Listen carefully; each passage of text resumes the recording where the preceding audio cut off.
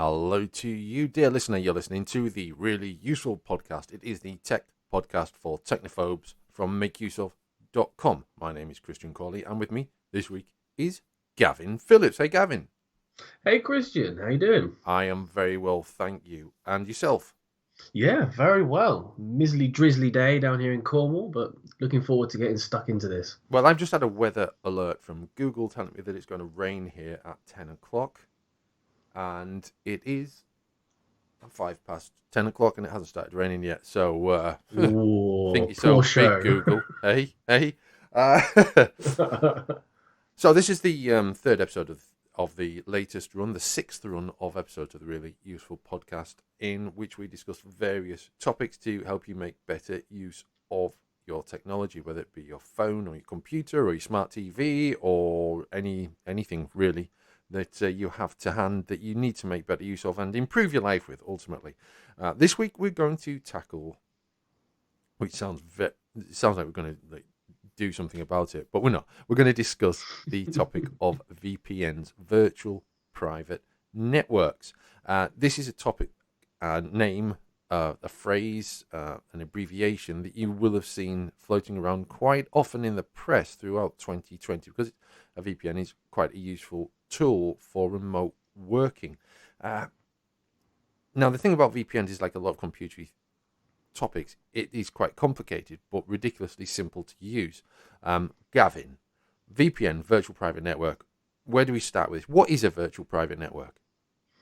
Well, as with all things, it's best to start at the top and get yourself a definition. So I would say a VPN, as you said, stands for virtual private network, and a virtual private network basically creates what you could call a tunnel between, say, your computer and the private computer or server, really, of the VPN provider. When you use your computer with a VPN switched on, your internet traffic first travels from your computer to a VPN server, and then from the VPN server out into the wider internet. Now, the reasons you would do this, there are quite a few reasons, which we'll get into in a moment. But the main reasons are privacy and security for me. There are, like I said, other reasons. But if you want to increase your security from, say, outside snooping, government interference, or just generally block out advertising and tracking, then a VPN is a really good way of doing it. That's a good description of a VPN, and it's quite clear and concise as well. There are, of course, two types of VPN. There is a different type of VPN that if you work from an office or you work as part of an organization, that the IT department may set up for you for working between sites. That's a slightly different take on a VPN, but the principle is the same. It is an encrypted tunnel between two places, and it's encrypted for data protection, data security, avoid trade secrets or personal databases, that sort of thing, from being viewed by the wrong people. Now, so Gavin mentioned there are various reasons for using a VPN. 2020 has been a funny old year, and perhaps it's changed how we use our computers. Last week's Really Useful Podcast, we looked at how we've how Facebook has kind of come into its own in 2020 in many ways, and concerns about privacy and things have been kind of put on the back burner in favour of people getting together in 2020 in pretty much the only way they can in many cases. VPNs have changed in 2020 as well, because more people are using them. VPN usage has rocketed in various parts of the world where lockdowns have been occurring. Also in places where there have been social tensions, such as Hong Kong.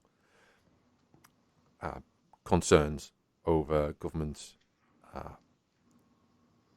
surveillance. I use a VPN quite a lot, and I have been for the past 5 or 6 years.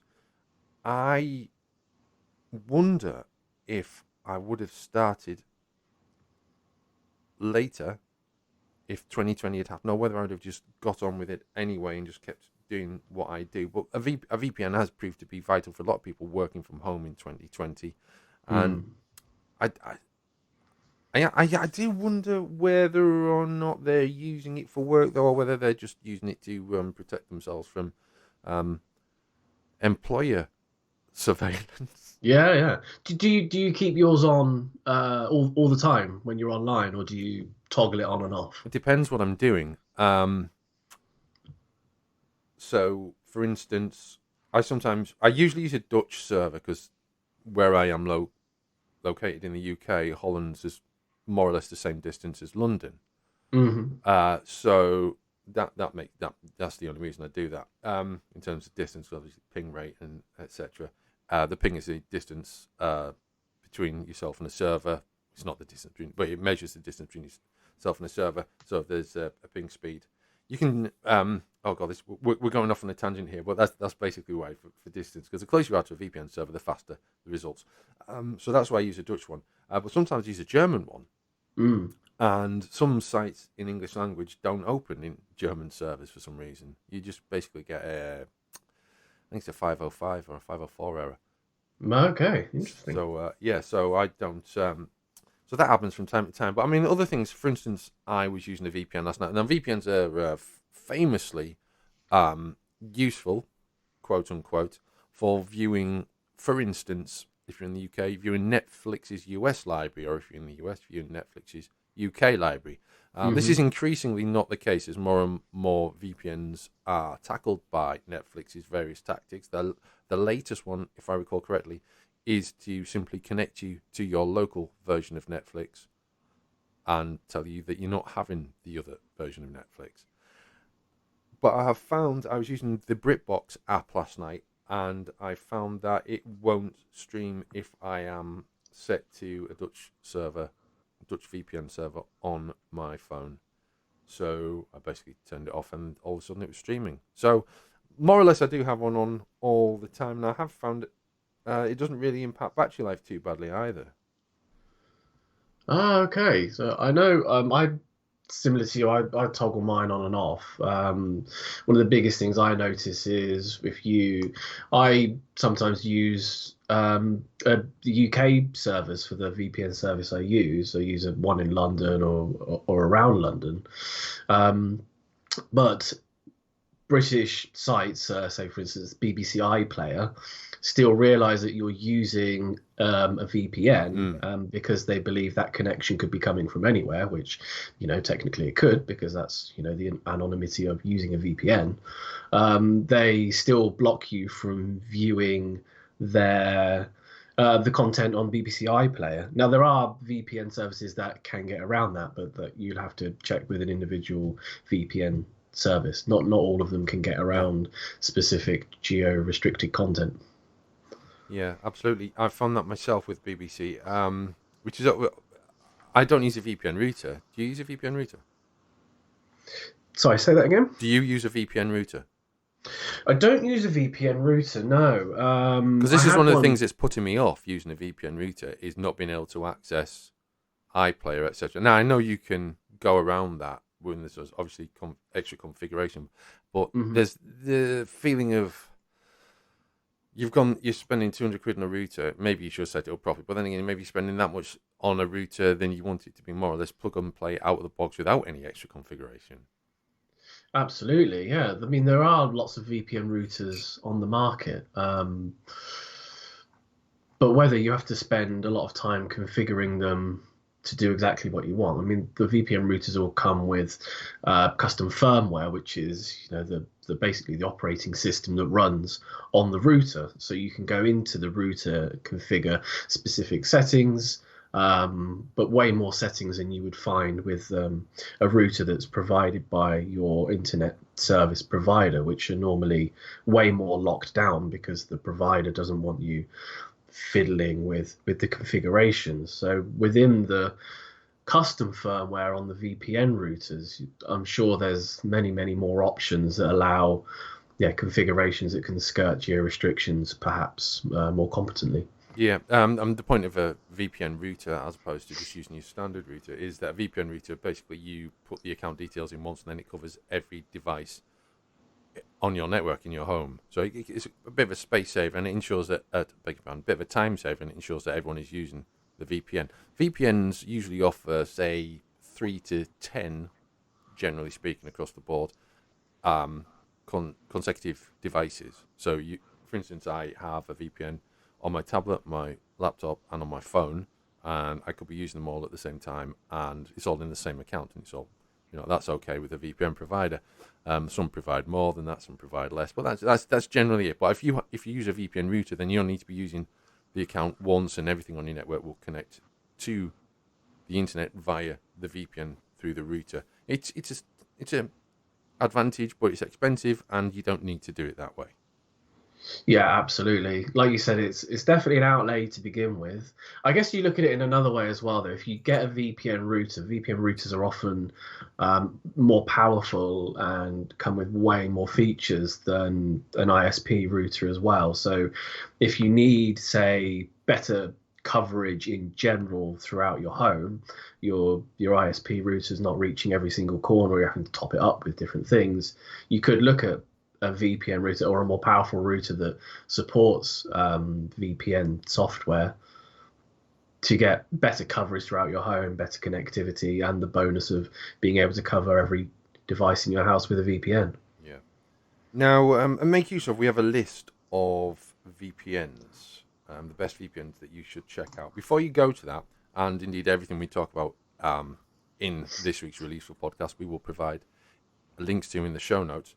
Before you do that, it's probably wise to check out our guide to the key VPN protocols, because you'll see various abbreviations and phrases: OpenVPN, SSTP, L2TP, things like that, and you may not understand what they mean, and which is absolutely fair enough, because for a lot of people the whole VPN thing is brand new.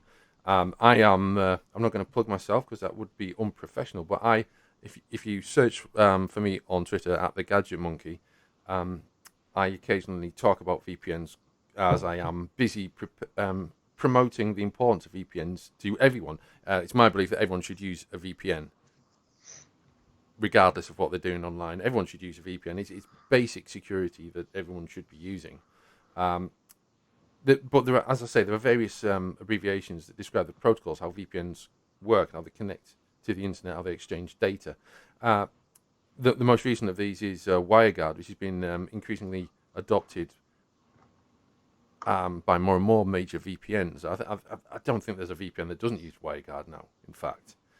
So, yeah, there's a handful. There's OpenVPN, L2TP/IPsec, SSTP, IKEv2, PPTP, and WireGuard. These are all frustratingly, irritatingly confusing terms, and you will see them when you look for a VPN. Yeah. Even at the most basic descriptions of VPNs, and you really don't need to know what they are. You just need to know that they work. But if you want to find out a bit more about them, we have a link about the 6 major VPN protocols and explanations for them, which is a chap called Gavin Phillips. Oh, Gavin Phillips, you wrote it. Whoa, who's that guy? Yes, I agree with you completely, actually, Christian. It's like many things in tech, you're told you've got to understand everything to do with the topics, but once you dig down into the nitty gritty of what these abbreviations actually mean, you realize that for the standard person on the street, they don't need to really understand everything, what all of these little letters mean. Just or even care.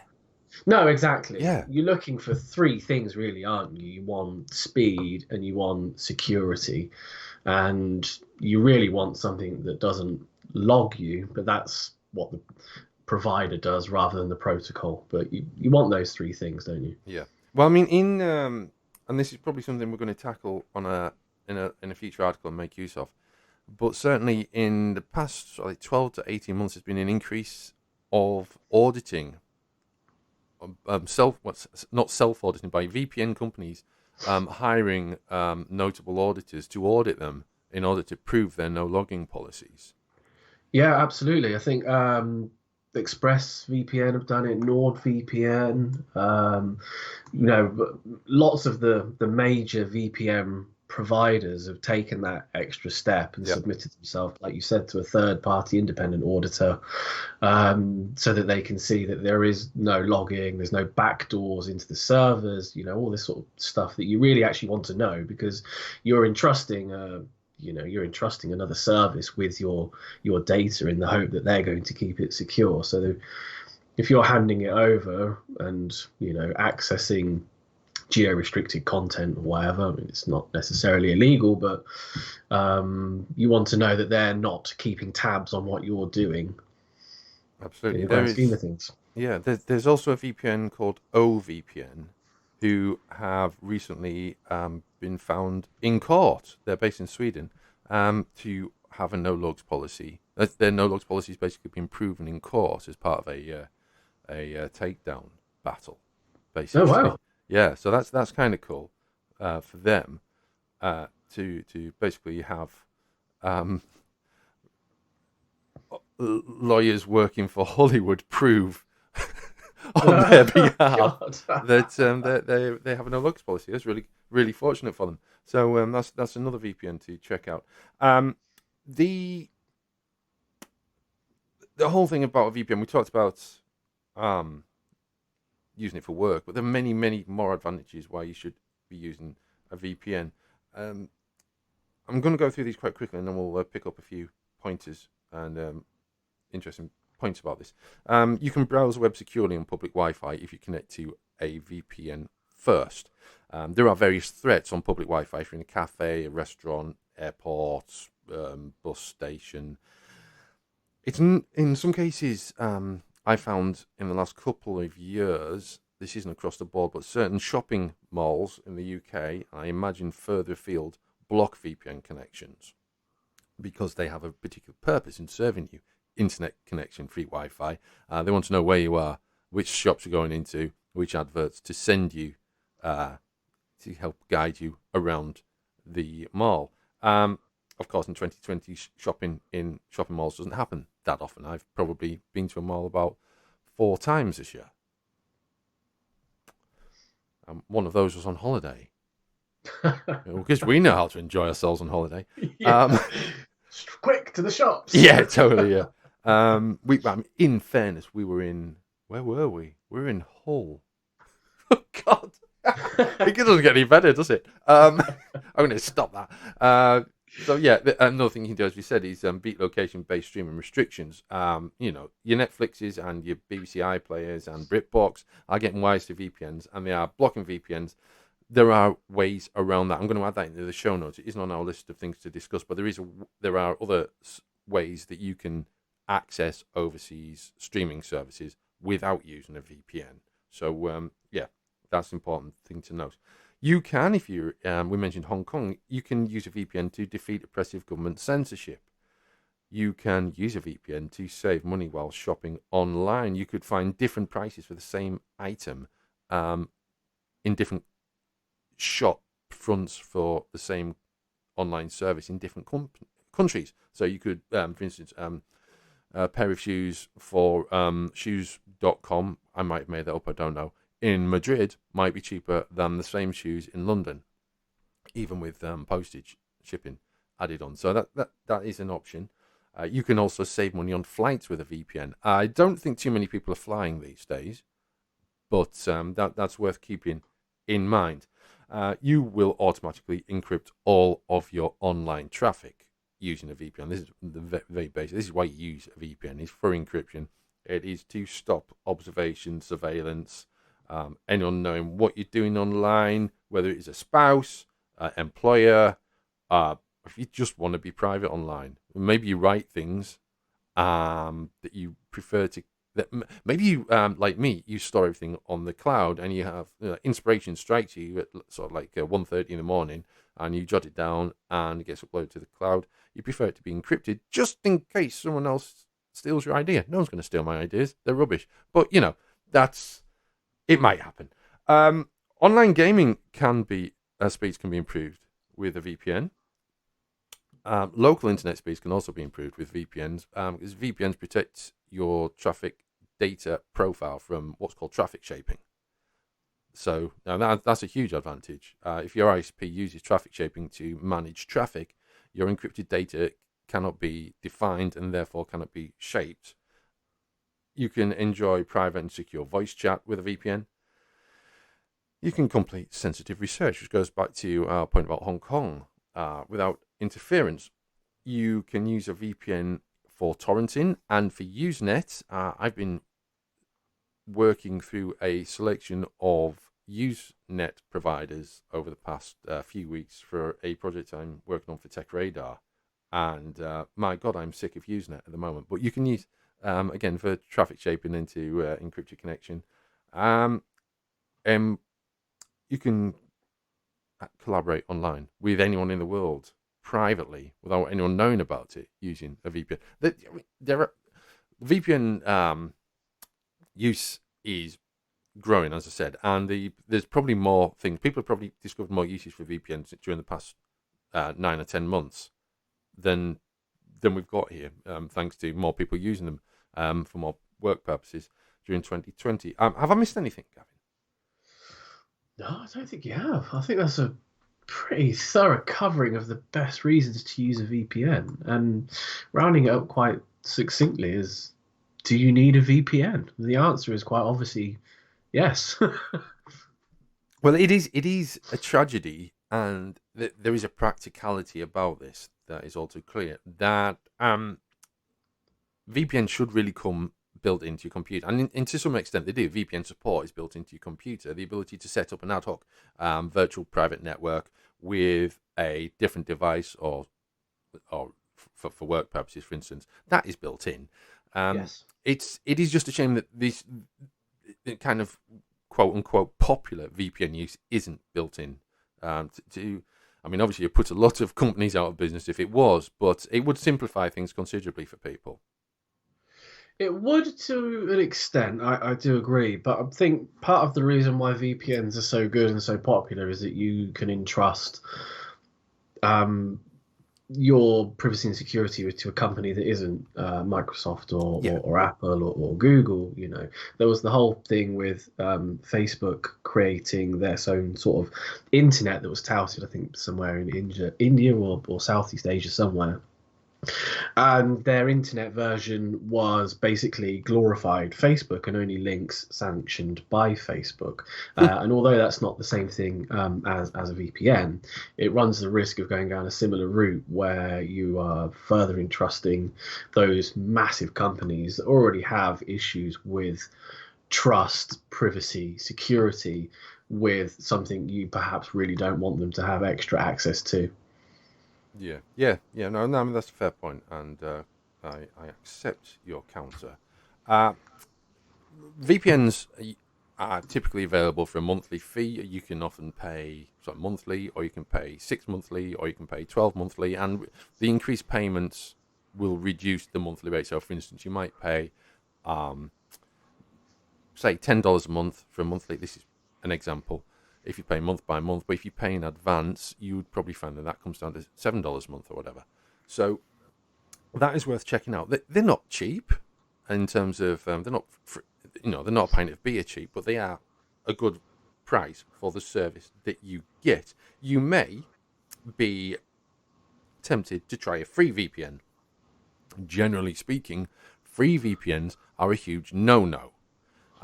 Your data is certainly your personal data is recorded and used by free VPN services sold, which is an interesting view on keeping your activity online private when the company that you've just joined is sharing your data.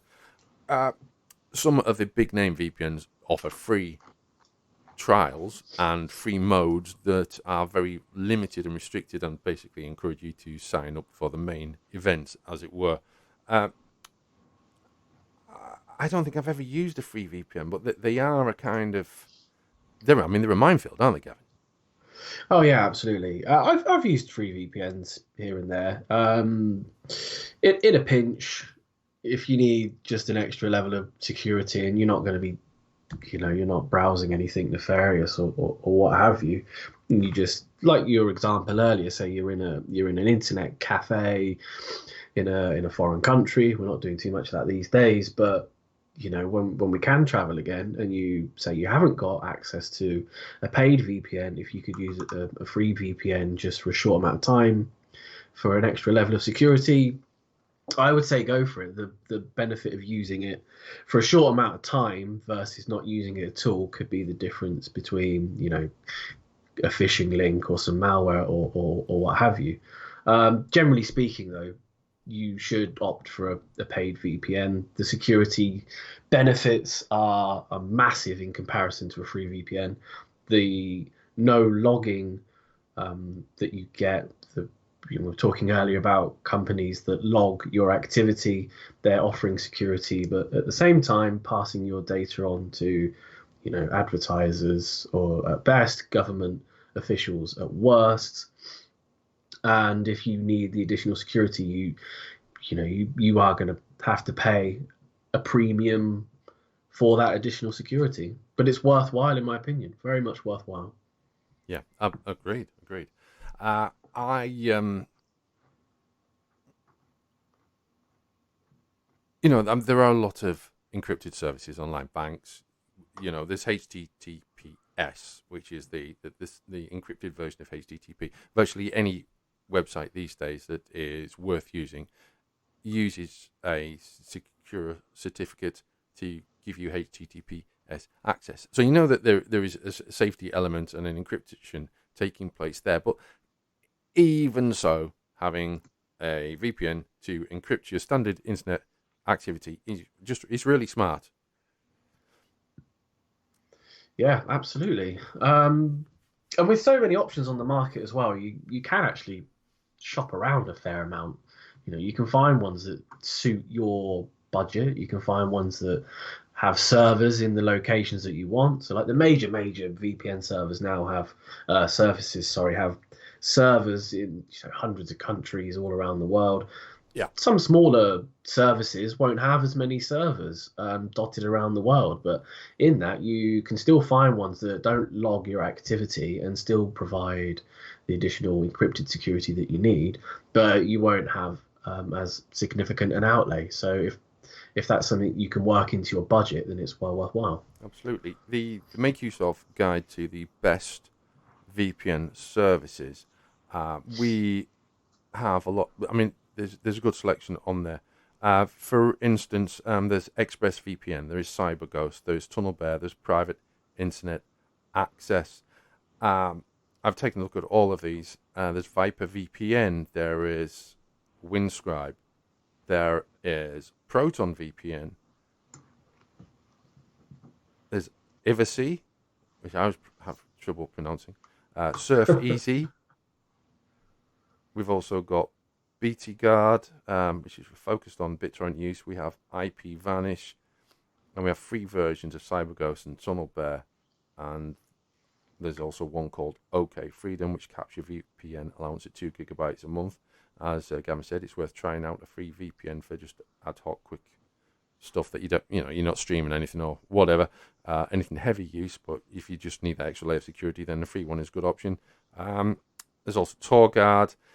And, they're basically our top VPNs, which we update every few months to make sure that they're up to date and the prices are correct. And we check them out from time to time as well. A few months ago, for another website, I was looking at NordVPN. I was on a huge kind of dial-in thing and like big remote session. And I was looking at NordVPN basically demonstrating their whole no-log system, which is really cool. I was like viewing their back end, which was incredible. And so, and they're one of several big name VPNs that are really pushing VPN use into, not pushing VPN use, but pushing what VPNs can do. For instance, several VPN providers have removed hard drives from their servers, and now everything is memory. So they can be quickly, remotely rebooted. They can't be compromised for any length of time by denial of service attacks because there's no hard drive. So Wow. it's really cool. So there's a lot of this going on and changing, and with new technology coming along, VPNs. I wrote a few years ago, VPNs as they are, as they were then, they can't really. They have kind of a limited lifespan because things are going to change and they've got to change, and they are evidently changing along with the needs of the end user, with your needs, and become more user friendly. And they're so easy to install on a phone. In fact, the whole VPN experience on a phone is so much easier than it is on a computer. You don't get the annoying pop-ups with a phone that you might do with a computer. They tend to connect more reliably on your phone than they would on a PC. For instance, if my laptop goes into standby, it takes forever to get my VPN to reconnect and my Wi-Fi to reconnect because they seem to be fighting. That just doesn't happen on a phone. No, you get the automatic connection, and the out-of-box experience of an app is much, much cleaner than some of the software you can get. Although that said, the software has come on leaps and Oh yeah, bounds yeah. compared to even just 5 years ago, I would say, when there was a lot more manual configuration that you would actually have to do, find IP addresses and set specific numbers and configure different things within the app. But yeah, I would agree with you that the mobile apps are absolutely fantastic. Lots of them as well. I think one of the best features you can see is how much data you're using. Yeah. Which, if you're using a VPN on your mobile and you have a limited call plan, data connection on your call plan or what have you, it will pop up. You can set limits on it. So, you know, send me a notification once I reach 2 GB used, and you can switch it off or make different, do something different. Yeah, perfect for metered connections, absolutely. Okay, let's just do this. So we've been talking about VPNs, and it's probably best to we'll kind of summarize basically the usage of a VPN before we reach the end of this week's show. So basically, if you want to start using a VPN, you go to a VPN provider that we've linked to in our best VPN services in the show notes. You sign up, maybe get a free trial. You download their software, whether it's on your PC or your mobile device, and then you basically install it, add your credentials, connect to the VPN server, and just leave it running in the background. And that's pretty much it. Your data is encrypted. Uh, all those advantages that I described earlier, they are now in your hands. And it's worth mentioning as well that some VPN providers will also support consoles, whether with an encrypted connection or with a media streaming connection. For instance, ExpressVPN has a media streamer proxy for use on Xbox. So they can be used across the board. Yeah, I think you can get them across to like your Fire Stick as well, can't you? You Yeah. could install Yep. VPN apps on your Amazon Fire Stick, Yep. or if you've got a Kodi box or a Plex server or anything like that. I mean, the usage now it really is extensive.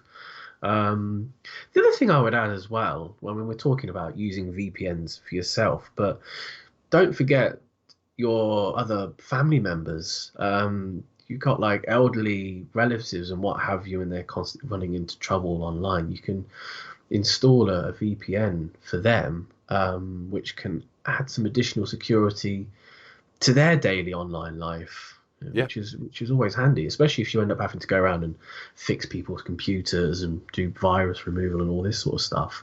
It can be a real decent little time saver for everybody involved. Yeah. Absolutely. I mean, great point. That actually, I'm thinking I might actually have to maybe use one of my spare usages on my parents now. You've mentioned that. Not on my parents, literally on their internet connection.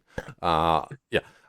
So, VPNs. Hopefully, we've explained everything that you need to know about VPNs or that you wanted to know about VPNs. You can leave your thoughts about the show on Twitter, or on Facebook, or at makeuseof.com. And yeah, we are the really useful podcast, the tech podcast for technophobes. We've been talking about VPNs. Find out more at makeuseof.com. My name's Christian Cawley. That's Gavin Phillips. And from both of us, it's goodbye.